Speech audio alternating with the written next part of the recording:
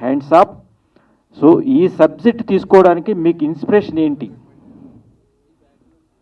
ఈ సబ్జెక్టు తీసుకోవడానికి inspiration actually ఈ మధ్యకాలంలో గత 3-4 సంవత్సరాల నుంచి జరుగుతున్న యుద్ధాలు అన్నగారు. ఈ యుద్ధాలన్నీ చూస్తున్నప్పుడు మీకు పాలస్తీనా వారి దగ్గర నుంచి కూడా ఒక చిన్న థాట్ రేజ్ అయిందనమాట. ఏంటంటే జనరల్గా ఈ యుద్ధాలు అనేవి జరుగుతున్నాయి కదా, ఎవరో అహంకారానికి అమాయకమైన ప్రజలు బలైపోతున్నారు కదా. చూడండి, అధికారానికి అతనికి ఒక అధికారం వచ్చింది, చక్కగా సద్వినియోగం చేసుకోవాలి. ఆ అధికారాన్ని దుర్వినియోగం చేస్తూ దానివల్ల అవంశోపాధ్యులు పసిపిల్లలు కూడా చనిపోతున్నారు. మీరు ఈ మధ్యకాలంలో చూస్తే మన హీరో సుమన్ గారు కూడా స్టేటస్లో పెట్టుకున్నారు, చిన్నపిల్లలు కూడా యుద్ధం అనే పేరుతో చంపేస్తున్నారు. అదొక థాట్ వచ్చింది. ఆ థాట్ ఎలా అయిందంటే, ఈ థాటు 2 దేశాల మధ్య అయితే ఎలా ఉంటుంది అనేటువంటి థాట్ క్రియేట్ అయిందనమాట. కాబట్టి ఇది యాక్చువల్గా మనము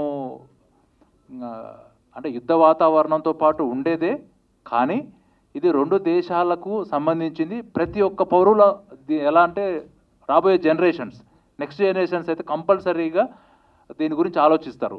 ఇంకోటి ఏంటంటే, కసబ్ అనే అతన్ని 26/11 దాడుల్లో దొరికినప్పుడు ఆ ఇంట్రాగేషన్ అతను చెప్పిన ఇన్ఫర్మేషన్ ఏంటో తెలుసా?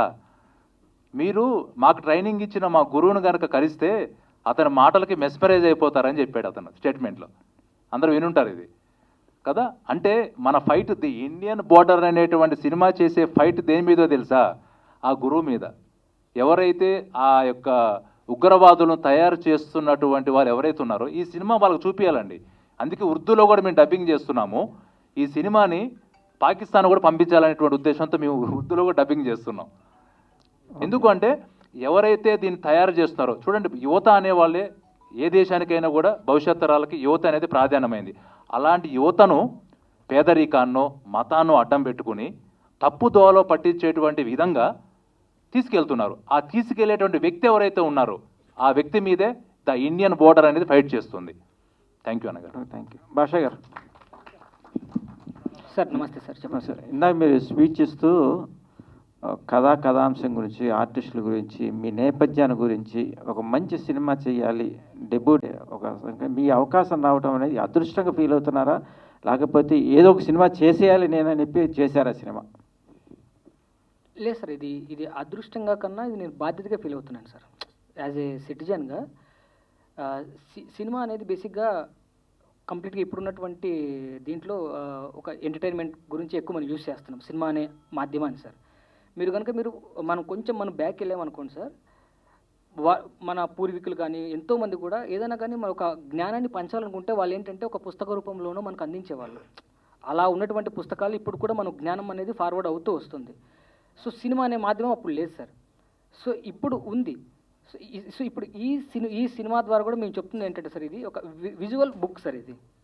సో ఇలాంటి నాకు ఈ సినిమా మాధ్యమం, అందులోనే నేను డైరెక్షన్ ఫీల్డ్లో ఉన్నప్పుడు నేను కూడా చిన్నప్పటి నుంచి ఒక సందేశాత్మక ఫిల్మ్స్ చూడటం వల్ల నేను కూడా సినిమాని నా వల్ల వచ్చే ప్రతి ఫిల్మ్ ఏదైనా కూడా ఈ సొసైటీకి మంచి చేయకపోయినా పర్వాలేదు, నా వల్ల బ్యాడ్ జరగకూడదు అనేటువంటి ఒక ఫిలాసఫీని పెట్టుకొని ఇక్కడికి వచ్చాను సార్.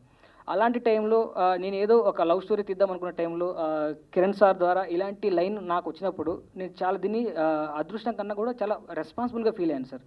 సో అదేవిధంగా త్రూ అవుట్ జర్నీ చేసేసి ఈ ఫిల్మ్ని నేను కంప్లీట్ చేయడం జరిగింది. సో ఎన్ని లాంగ్వేజ్ రిలీజ్ చేస్తున్నారు సార్? రైట్ నో మేము తెలుగు అండ్ హిందీలో ప్లాన్ చేస్తున్నాం సార్ థియేటికల్గా. సో ఓటీటీలో మీకు అదర్ లాంగ్వేజెస్ కూడా ఉంటాయి సార్. సో ఇటువంటి సినిమాలు బాధ్యతగా ఒక పౌరుడిగా, భారతీయ పౌరుడిగా మీరందరూ చేయడం సంతోషిస్తూ గవర్నమెంట్ ఏమైనా సపోర్ట్ తీసుకుంటున్నారా? మొత్తంగా ఫైన్ అది టికెట్ విషయంలో కానీ బెనిఫిట్స్ కొన్ని ఉన్నాయి సార్, అవి తీసుకుంటున్నారా? తీసుకునే ఆలోచన ఉందా మీకు? సార్ డెఫినెట్గా సార్. అంటే మేము ఫస్ట్ ఆఫ్ ఆల్ ఏంటంటే దీన్ని ఎప్పుడు కూడా కమర్షియల్ జోన్లో ఎప్పుడు కూడా కిరణ్ గారు కూడా చూడలేదు సార్. మెయిన్ ఏంటంటే మేము అనుకున్నటువంటి థీమును ప్రజల్లోకి చేరాలి. సో ప్రజల్లోకి చేరాలనుకున్నప్పుడు ఇప్పుడు మేము మా దాంట్లో ఉన్న వాళ్ళు కూడా పెద్ద ఆర్టిస్టులు లేరు సార్, పెద్ద ప్యాడింగ్ ఏం లేదు.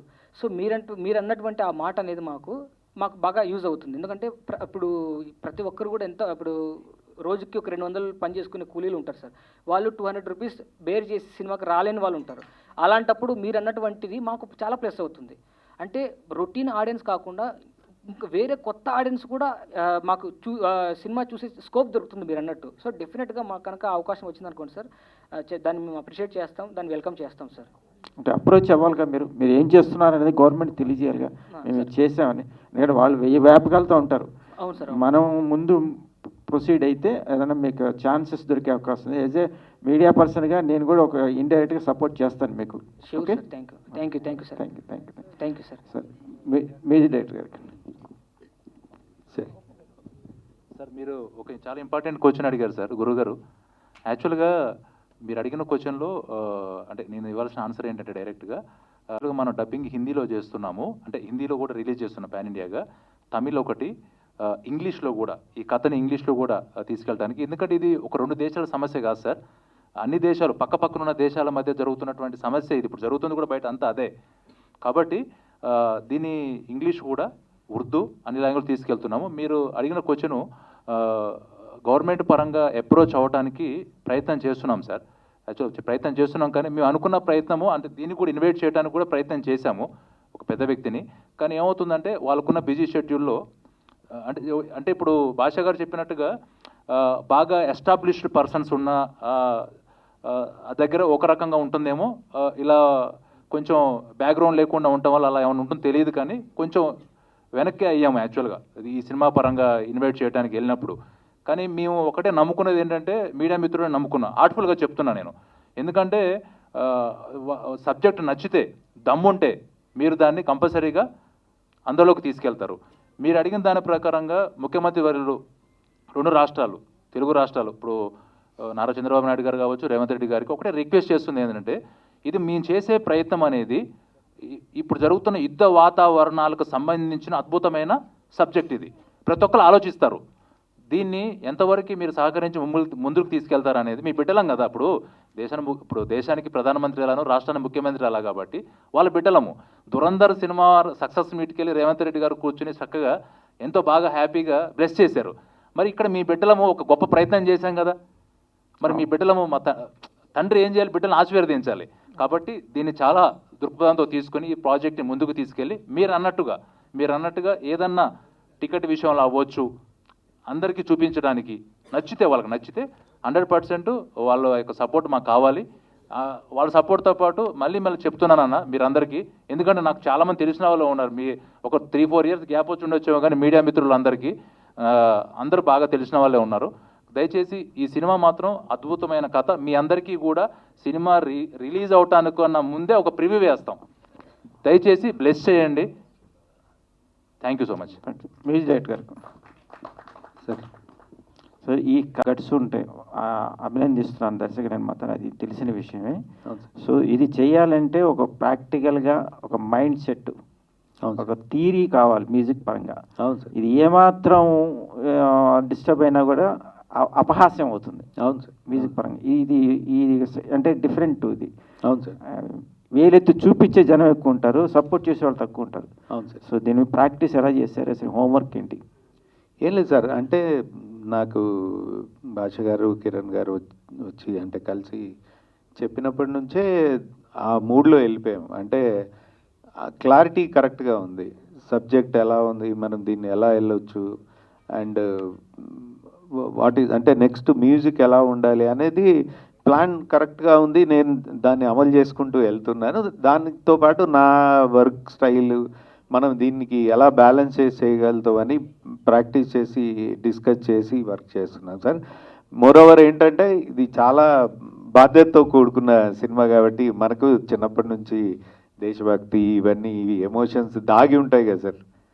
ఒక లవ్ సినిమా వచ్చినప్పుడు ఆ లవ్ ఫెయిల్యూర్ వచ్చినా మనం లవ్ ఫెయిల్యూర్ కాకుండా ఎమోషన్తో చేయాలి సాడ్ సాంగ్. కానీ అలాగే ఇది దేశభక్తి అన్నప్పుడు అంతే ఎమోషన్తో ఆ భక్తి లోపల నుంచి ఇది తీసుకొని అదే చేస్తున్నాను సార్. ఈవెన్ అదే చెప్పాను నేను, ఈవెన్ బ్యాక్గ్రౌండ్ స్కోర్ చేస్తున్నప్పుడు మొన్న డిస్కషన్ అయింది కిరణ్ గారితో. సార్ నేను ఆ సీన్ అప్పుడు చేస్తూ ఒక చిన్న హమ్ పాడుతూ అలా ఏడ్ చేశాను సార్. అంటే ఆ ఎమోషన్ కనెక్ట్ అయిపోయింది అసలు. సో అది అనిపించింది, అంటే okay I'm in right track అని, మళ్ళీ ఆ ఎమోషన్ బయటకు వస్తుంది అని. సో అది సార్. సో ఎవరు వేలెత్తి చూపించకుండా ఉంటుంది. ఈవెన్ అప్రిషియేట్ చేస్తారనే నమ్మకం కూడా కలుగుతుంది sir. So very good, your responsibility. Okay, Thank you. Thank you. Adarsh గారు, అలా చేస్తున్న సాటిస్ఫాక్షన్ మీకు ఉందా, లేకపోతే వాళ్ళు అడిగారని నేను చేస్తున్నాను అనుకున్నారా? సార్ ఫస్ట్ ఇలా సినిమా చేస్తున్నాం అన్నప్పుడు మనకి ఎలాగో రెగ్యులర్ కాల్స్ వస్తూ ఉంటాయి కదా సార్, అందులో ఇది కూడా ఒకటే అనుకున్నాను. బట్ ఎప్పుడైతే నేను కలిసి కథ విన్నానో, భాషా గారు ఎప్పుడైతే నరేషన్ ఇచ్చారో, నాకు మనస్ఫూర్తిగా వేరే మిగతా వాటి గురించి ఏమీ ఆలోచించలేదు సార్. ఈవెన్ కమర్షియల్ కూడా నేను పెద్దగా ఆలోచించకుండా నాకు లైన్ నచ్చింది. అంటే నేను కూడా ఇలాంటి ఒక క్యారెక్టర్ చేయాలన్న ఒక కసితో ఉన్నాను, అది దొరికింది. సో ఇమీడియట్గా I said yes sir. So ఈ సినిమా చేసిన తర్వాత ఐ ఫెల్ట్ సో హ్యాపీ. ఇలాంటి మూవీస్ చేయాలి అన్నా సరే గట్స్ ఉండాలి. బట్ నాకు ఆపర్చునిటీ ఇచ్చినందుకు డైరెక్టర్ అండ్ ప్రొడ్యూసర్ గారికి థ్యాంక్స్ చెప్పుకుంటున్నాను once again. Yeah sir. Hero గారు మీరు, సో ఇలాంటి మూవీస్కి బడ్జెట్, చిన్న మూవీస్ కాబట్టి బడ్జెట్ ఇష్యూస్ ఉంటాయి. సో అనుకున్న బడ్జెట్లో అయిపోయిందా, ఎక్కువైందా? లేదు భయ్య, యాక్చువల్గా ఇక్కడ మాకు అంటే మీకు ఓపెన్గా చెప్పాలంటే వేరే మూవీస్ అయితే జనరల్గా లొకేషన్స్ పరంగా అవ్వచ్చు, కాస్ట్యూమ్స్ పరంగా అవ్వచ్చు, కంటిన్యూటీ పరంగా కొంచెం ఈజీగా ఉండేదేమో. ఒక రకంగా చెప్పాలంటే ఒక చిన్న ఉదాహరణ చెప్తున్నాను. ఆదిత్య మీనన్ గారు దీంట్లో ఆల్మోస్ట్ మేజర్ రోల్ చేశారు. చేసినప్పుడు అంటే మేము ప్రతిదీ చూసుకున్నాం. మళ్ళీ రేపు పొద్దున ఎవరు సార్ చెప్పినట్టుగా ఎవరు క్వశ్చన్ చేయకూడదు, ఏదైతే చూపించకూడదని ఈ స్టార్స్ దగ్గర కావచ్చు అందరిని ఆర్మీ వాళ్ళని ఎంక్వైరీ చేసి తీసుకున్నాం. ఇవి కొనాలి అంటే మనకి ఆ సింబల్స్ కొనాలంటేనేమో మనకి ఇక్కడ ఎక్కడ కూడా అవైలబిలిటీ దొరకట్లేదు. అందుకని మళ్ళీ ఆర్మీ స్టోర్స్కి వెళ్ళి కంటిన్యూటీ కోసము రియల్గా సంబంధించిన అన్నీ తీసుకోవాల్సి వచ్చింది. అని మీరు అడిగారు కాబట్టి చెప్తున్నా, యాజ్ ప్రొడక్షన్ పరంగా అడిగారు కాబట్టి. అందుకని కొంచెం టఫ్గానే ఉంది. కానీ మనం ఏం చేసామంటే ఎక్కడ కాంప్రమైజ్ అవ్వలేదు. ఎందుకంటే మనం చెప్పాలనుకున్నది ఎవరు ఏలైతే చూపించకూడదు, మనం చెప్పాలనుకున్న అందరికీ రీచ్ అవ్వాలి. ఇంకోటి ఏంటంటే లొకేషన్స్ మెయిన్. లొకేషన్స్ మేము బోర్డర్ సెటప్ వేసాం, ఇండియా పాకిస్తాన్ది బోర్డర్ సెటప్ వేసాం. అది మనం అనుకున్నట్టుగా హిల్ స్టేషన్ కావాలి బ్యాక్గ్రౌండ్లో మన కథకి. అందుకని ఒక హిల్ స్టేషన్ ఎతకడానికి తెలంగాణ మొత్తం తిరిగాం. చివరికి అది మంచి ఎండాకాలం. ఎక్కడైతే విపరీతమైన ఎండ ఉంటుందో, ఎక్కడైతే వేడి ఎక్కువ ఎక్కడైతే ఉంటుందో 45 అబవ్ ఉంటుందో అక్కడే చేయాల్సి వచ్చింది. కాకపోతే ఆ నేచర్ గురూజీ, సర్వానంద గురూజీ బ్లెస్సింగ్స్ తోటి చక్కగా ఏ ఆటంకాలు లేకుండా చక్కగా ముందుకు వెళ్ళిపోయింది, హ్యాపీగా ముందుకు. నైస్. అండ్ డైరెక్టర్ గారికి సార్, సుకుమార్ రైటింగ్స్లో మీ స్టోరీ ఒకటి లాక్ అయిందని చెప్పారు కదా, అవును సార్. సో ఎప్పుడు ఉంటుంది? లేదు సార్, ప్రజెంట్ అది నేను నెరేషన్ ఇచ్చానండి వాళ్ళకి. సో స్క్రిప్ట్ లాక్ అయ్యింది. నాకన్నా ఒక 3 ప్రాజెక్ట్స్ ఆల్రెడీ ఉన్నాయి. సో దానివల్ల ఏంటంటే నేను వెయిటింగ్ పీరియడ్లో ఉన్నప్పుడు నేను కిరణ్ గారిని కలవటము, ఇది చేయడం జరిగింది. సో అది లైనప్లో ఉందండి. సో ఇంకా డిస్కషన్ జరుగుతున్నాయి. సో అది కిరణ్ గారు ఇక్కడండి స్ట్రైట్. నమస్తే. బాగుందండి, టీజర్ చాలా బాగుందండి. అయితే ఇందులో మెయిన్గా టైటిల్ ది ఇండియన్ బార్డర్ని పెట్టారు. అయితే రీసెంట్గా జరుగుతున్న మ్యాప్ వార్ ఇష్యూస్ ఏమన్నా టచ్ చేశారా ఈ మూవీలో? రీసెంట్ వార్సే కాకుండా గతంలో జరిగిన యుద్ధాలన్నిటి గురించి వస్తుంది పై దీంట్లో. గతంలో జరిగినటువంటి యుద్ధాల గురించి వస్తుంది, గతంలో జరిగినటువంటి ఉగ్రవాదుల దాడుల గురించి వస్తుంది. ఆ ఉగ్రవాదుల దాడులకి వాళ్ళు ఒక లక్ష్యాన్ని పెట్టుకున్నారు, ఒక పదం వాడతారు ఉగ్రవాదులు, పవిత్ర యుద్ధం అనే పదం వాడతారు. దానికి ఆ పవిత్ర యుద్ధం అనే పదానికి అమాయకులు బలైపోతున్నారు. చివరికి చిన్నపిల్లల్ని కూడా చంపేస్తున్నారు. నాయన మీరు అర్థం చేసుకోండి, వాళ్ళేం చేశారు అపశుభ్రమైన పసిపిల్లలు అనేది కూడా కన్వే అవుతుందన్నమాట. అంటే అన్ని వార్స్ గురించి దీంట్లో కంపల్సరీగా తెలుస్తుంది, కంపల్సరీ ప్రతిదీ కూడా టచ్ చేస్తాము. అంతేకాకుండా దానివల్ల ఎంత నష్టపోతున్నారో కూడా తెలియపరుస్తాం అనమాట. అది కూడా ఉంది భయ్య. మురళీమోహన్ గారిని ఎలా ఒప్పించారు ఏంటి, ఇంతమంది క్యాస్ట్ని ఎలాగా ఏంటి? మురళీమోహన్ గారు దీంట్లో ఒక మహమ్మద్ జాఫర్ అనేటువంటి రిటైర్డ్ ఆర్మీ ఆఫీసర్ రోల్ చేశారు భయ్య. అద్భుతమైన రోల్ అది. అది మురళీమోహన్ గారు కథ చెప్పగానే అంటే నేను మురళీమోహన్ గారిలో అంటే నేను ఆయనకు 80+ ఉంటాయి కానీ ఒక చిన్న పిల్లవాడిని చూశాను నేను. షూటింగ్లో కూడా ఆ సీన్లో ఇంక ఇలా చేస్తే ఎలా ఉంటుంది, ఇది యాడ్ చేయండి, ఇది ఇంత బాగుంది కదా అని చెప్పి చేశారు. నాకు అసలు ఎంత హ్యాపీనెస్ అనిపించిందో. యాక్చువల్లీ ఈరోజు రావాలి అనుకోకుండా కొన్ని పరిస్థితుల వల్ల ఆగిపోయారు. చాలా సపోర్ట్ చేశారు. తర్వాత ఆదిత్య మీనన్ గారు, really hats up to him. మనము ఆ రోల్కి ఇందాక సార్ అడిగినట్టుగా సపోర్ట్ అనేది కొత్తగా ప్రయత్నం చేసే వాళ్ళకి సపోర్ట్ వెళ్ళి ఒక ఒప్పించడానికి సార్, ఒక పెద్ద యాక్టర్ని ఒప్పించడానికి కూడా రికమెండ్ చేసి ఒప్పించడానికి ఒక 15 రోజులు 20 రోజులు పట్టేది ఒప్పించడానికి, రీచ్ అవడానికి. ఆదిత్య మీనన్ గారికి కథ తెలియపరచగానే విని I will do it for you, నేను మీకోసం చేస్తాను, వెరీ నైస్ అని చెప్పారు. అలానే సింధు తులాని గారు కూడా చేశారు. ఆవిడ తిరిగి బాంబే వెళ్ళేటప్పుడు I'm very happy to work with you, చాలా బాగుంది, మంచి సినిమాలో నాకు మంచి రోల్ ఇచ్చారు అంటే ఆపరేషన్ సింధూర్ చేశారు కదా సార్. అందుకని మనం ఏం చేసామంటే ఒక స్త్రీమూర్తికి మేల్ కల్నల్, భారతదేశానికి సంబంధించిన మేజర్ అధికారిగా ఆవిడనే చూపించామన్నమాట. Thank you sir. ఆదర్శ్ గారు సార్, మీకు సీరియల్లో కూడా చాలామంది లేడీస్ ఓటీటీ వైపు ఎక్కువ అవకాశాలు రావట్లేదా ఏంటి? అటువైపు మీరు ఫోకస్ చేయట్లేదా ఏంటి? లేదు సార్, నేను గీత సాక్షిగాని ఒక మూవీ చేశాను, అది ఇప్పుడు ఈటీవీ విన్లో స్ట్రీమింగ్ అవుతుంది. అవి కాకుండా ఒకటి హాట్స్టార్కి కూడా ఒకటి చేస్తున్నాను సార్, వెబ్ సిరీస్ ఒకటి చేస్తున్నాను. అది కాకుండా ఒక 2 మూవీస్ అంటే వర్క్ జరుగుతుంది sir. At the same way ఒక సీరియల్ కూడా చేస్తున్నాను. సో లేదు సార్, నేను అంటే సీరియల్కే పరిమితం అలా ఏం లేదు, రావట్లేదని కాదు. వస్తే ఒక మంచి ఇలాంటి సినిమా చాలా రోజుల తర్వాత ఒక సినిమా చేయాలనుకున్నాను సార్. సో ఇలాంటిది, సో అందుకోసం ఒక మంచి ఆపర్చునిటీతో ముందుకు రావాలి, మంచి క్యారెక్టర్తో ముందుకు రావాలని వెయిట్ చేస్తూ ఉన్నాను అంతే. ఎందుకని ఇలాగ విలన్ షేడ్ ఉన్న క్యారెక్టర్ని ఎంచుకోవాలనుకున్నారు ఏంటి? సారీ అంటే ప్రొటాగనిస్ట్ క్యారెక్టర్స్ ఎందుకు అలాగా చేద్దాం అనుకుంటున్నారు మీరు? దీంట్లో నెగిటివ్ ఏం కాదు సార్. అది మీరు పాకిస్తాన్ సైడ్ అన్న ఓకే, అంటే మనం ఎప్పుడు పాకిస్తాన్ అనగానే నెగిటివ్గానే ఆలోచిస్తాము. బట్ ఈ సినిమా ఆ పాయింట్ ఆఫ్ వ్యూ మార్చేస్తుంది ఆడియన్స్ని. అసలు అలా ఉండదు సార్. ఇది ఒక ఫ్రెండ్షిప్ మీద వెళ్ళే ఇది తప్ప నెగిటివ్ విలను పాకిస్తాన్ అనగానే మనం అలాగ ఉండదు సార్. ఇది నేను చెప్తున్నాను కదా, నేను ప్రామిస్ చేసి చెప్తున్నాను, డెఫినెట్గా ఈ సినిమా అందరికీ నచ్చుతుంది. ఇప్పుడున్న యంగ్స్టర్స్ అందరూ చూడాలి, చూస్తే ఇండియా పాకిస్తాన్ అనేది అసలు ఏంటి అనేది తెలుస్తుంది. ఒక మంచి ఫ్రెండ్షిప్ మీద ఒక ఎమోషనల్ ఉంది, సాంగ్ ఉంది, మంచి మంచి సీన్స్ ఉన్నాయి. డెఫినెట్గా మీ అందరికీ నచ్చుతుంది బ్రో. దీంట్లో నెగిటివ్ అలా ఏం లేదు, పాకిస్తాన్ అనగానే నెగిటివ్ చూపించేసి అలా లేదు బ్రో. జనరల్గా ఆర్మీ అంటే మంచి డిసిప్లిన్కి కేర్ ఆఫ్ అడ్రస్. అయితే మీరు ఈ షూట్లో పాల్గొన్నాక మీకు అలవర్చుకున్న మంచి డిసిప్లిన్ ఏమైనా ఉన్నాయా? అంటే ఆల్మోస్ట్ షూట్ అంటే ఆర్మీ గెటప్ షూట్ అంటే ఖచ్చితంగా చాలా డిసిప్లిన్గా ఉండి చేయాల్సినవి చాలా ఉంటాయి. అలాగే ఏదైనా మీరు అలవర్చుకున్న అలవాట్లు ఏమైనా ఉన్నాయి after the shoot of this Indian కూడా మా డైరెక్టర్ ప్రొడ్యూసర్ గారు చెప్తేనే బెటర్. నా వర్క్ అయితే నేను సిన్సియర్గా ఎప్పుడైతే టైం చెప్పారో ఆ టైంకి వెళ్ళేసి నా వర్క్ నేను స్క్రిప్ట్ అది ప్రిపేర్ అయ్యి దానికి వెళ్ళాను. నీ ప్లస్సా మైనస్ అనేది మా ప్రొడ్యూసర్ డైరెక్టర్ గారు చెప్పాలి. యాక్చువల్గా మూవీలో పోయే మీరు అద్భుతమైన క్వశ్చన్ అడిగారు. యాక్చువల్లీ చాలా ఇంపార్టెంట్ క్వశ్చన్. అందరు గుండెల్ని పిండేస్తాడు మనోడు. ఆదర్శ్ గారు అందరి హృదయాలలో చిరస్థాయిగా నిలిచిపోతాడు. మీరు అన్నారు కదా సీరియల్స్లో మంచి హీరోగా చేస్తున్నారని. ఆల్మోస్ట్ సెకండ్ హాఫ్లో అనుకుంటా మేబీ ఇంకా సినిమా ఇంకా అయిపోతుంది అనే టయానికి ఆదర్శ్ గారు అందరి గుండెల్లో నిలిచిపోతారు.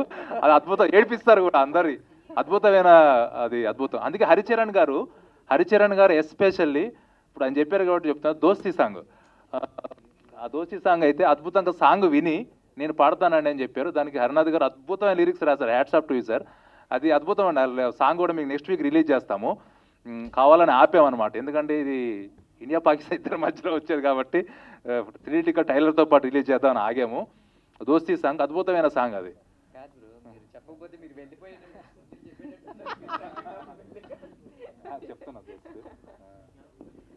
సార్ డిసిప్లిన్ గురించి అడిగారు కదండి. సో ఆయన ఏ రోజు కూడా ఆయన వల్ల ఇబ్బంది పడినట్టు ఎప్పుడు కూడా మాకు లేదు. టైంకి వచ్చేవారు, వెరీ కోఆపరేట్ చేసేవారు. ఆయన 100% ఇచ్చారండి ఆయన వైపు నుంచి, నో డౌట్ అసలు.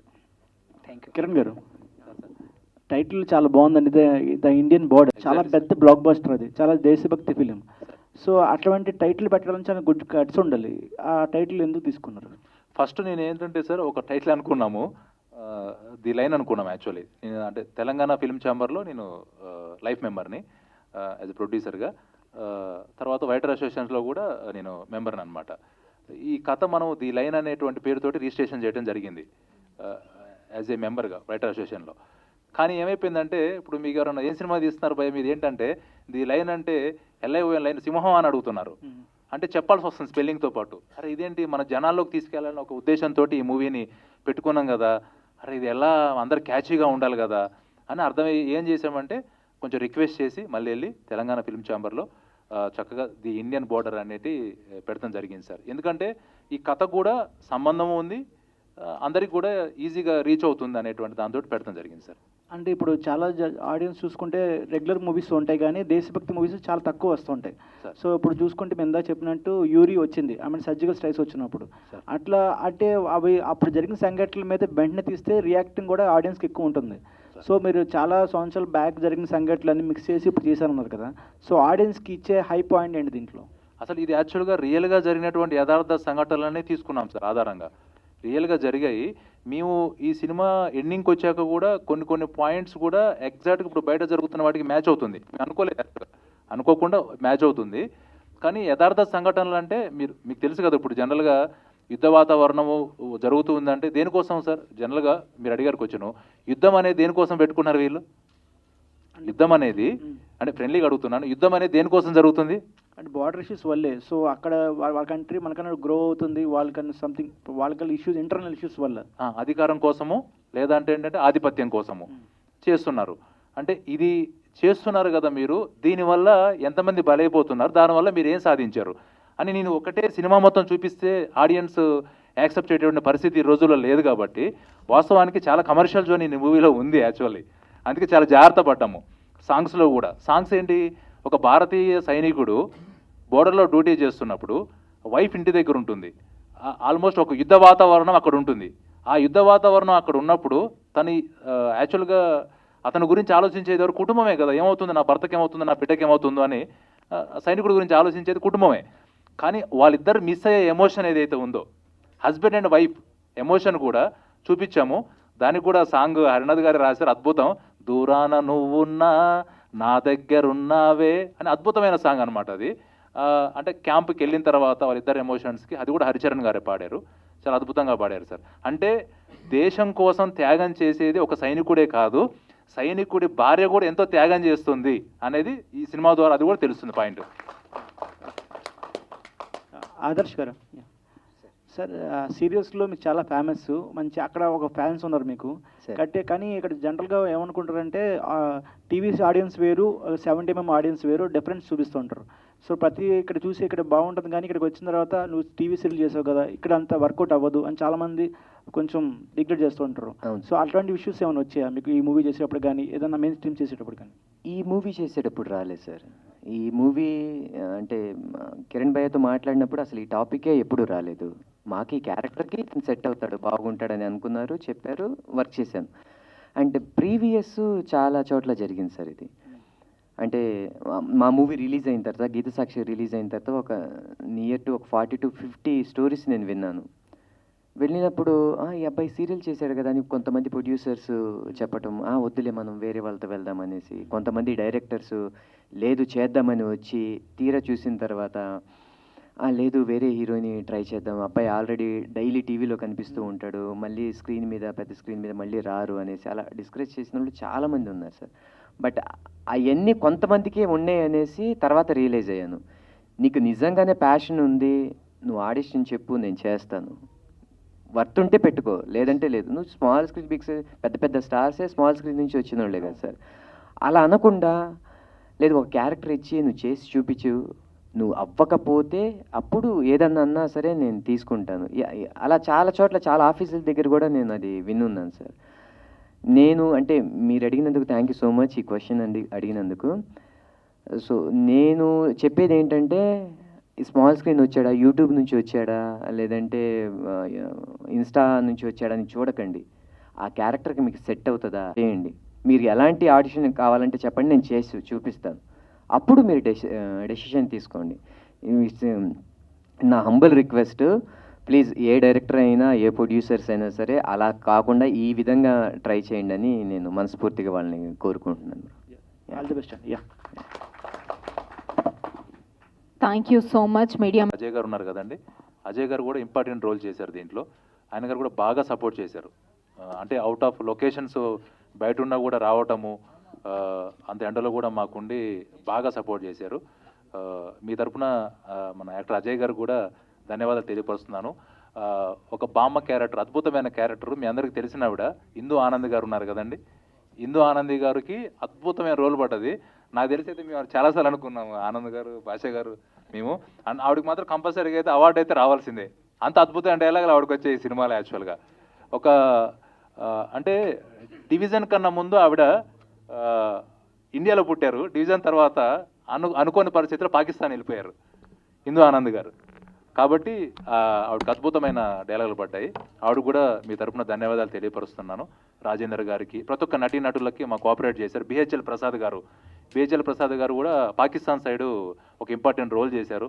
షాన్ గారు మీరు షాన్ గారు తెలిసి ఉంటుంది మీకు, చూస్తే అసలు రియల్ పాకిస్తాన్ అన్నట్టుంటారు. కళ్ళు కూడా పిల్లి కళ్ళు ఉంటాయి, వెరీ ఫేమస్ ఆయన, చాలా బాగా చేశారు అసలు. అట్లా ప్రతి ఒక్క క్యారెక్టర్ కూడా మేము కరెక్ట్గా ఎవరైతే షూట్ అవుతారో ఎగ్జాక్ట్గా వాళ్ళనే పెట్టుకున్నాం భయ్య. కాబట్టి మీడియా మిత్రులకు మరొకసారి నేను చెప్తున్నాను, మీ తమ్ముళ్ళ మేము యాక్చువల్గా కొంచెం ఇది మంచి సబ్జెక్టు, దయచేసి దీన్ని బయటికి తీసుకెళ్ళండి. మీ అందరికీ ప్రేమతో పిలిచి ఒకసారి ప్రివ్యూ కూడా వేస్తాం మూవీ బిఫోర్ రెడీ అయ్యాక. ఆల్మోస్ట్ ఒక 15-20 డేస్లో రెడీ అవుతుంది మూవీ. మీ అందరి బ్లెస్సింగ్స్ కావాలి. Thank you so much.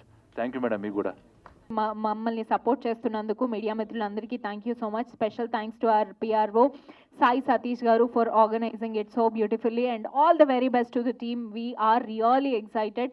నిజంగా ఈ ఇండియన్ బార్డర్ వెనకాల కథ ఏంటి తెలుసుకోవడానికి మేమందరం చాలా ఎక్సైటెడ్గా ఉన్నాము. All the very best.